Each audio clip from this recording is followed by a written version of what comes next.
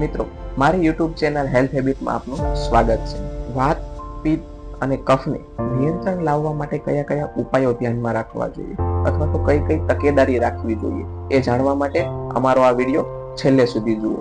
સવારે સૂર્યોદય પહેલા ઉઠવું જોઈએ. નળના કોઠે 2 થી 3 ગ્લાસ પાણી પીવું જોઈએ અને જો આ પાણી સહેજ હુંફાળું પીવામાં આવે તો એ સૌથી શ્રેષ્ઠ છે. સવારે કસરત કરવી જોઈએ અને જો જે લોકો કસરત ના કરી શકતા હોય એને 3 થી 4 કિલોમીટર ઝડપથી ચાલવું જોઈએ. ભોજન કરીને તરત પાણી ના પીવું જોઈએ.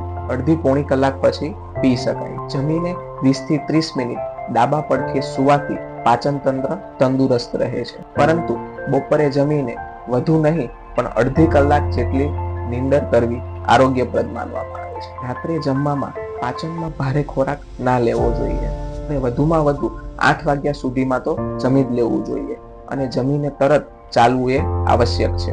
ઠંડા પીણા, કોલ્ડ ડ્રિંક્સ બિલકુલ ના પીવા જોઈએ. ફ્રીજનું ઠંડુ પાણી પીવાનું ટાળવું જોઈએ. માટલાનું પાણી જ શ્રેષ્ઠ ગણવામાં આવે છે. અલગ અલગ ઋતુઓ પ્રમાણે તે ઋતુઓના શાકભાજી, ધાન અને ફળોનું સેવન ફાયદાકારક છે.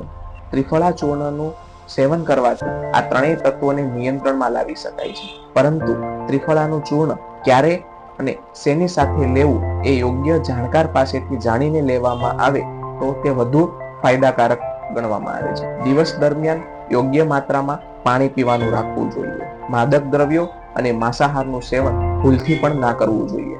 અઠવાડિયામાં એક વખત ઉપવાસ કરવાથી વિકારો ઉત્પન્ન થતા નથી અને વધારાનો જમા થયેલો કચરો બહાર નીકળી જાય છે. પરંતુ ઉપવાસમાં માત્ર પાણી અને ફળોનો જરૂર પૂરતો જ ઉપયોગ કરવામાં આવે તો જ ફાયદો થાય છે.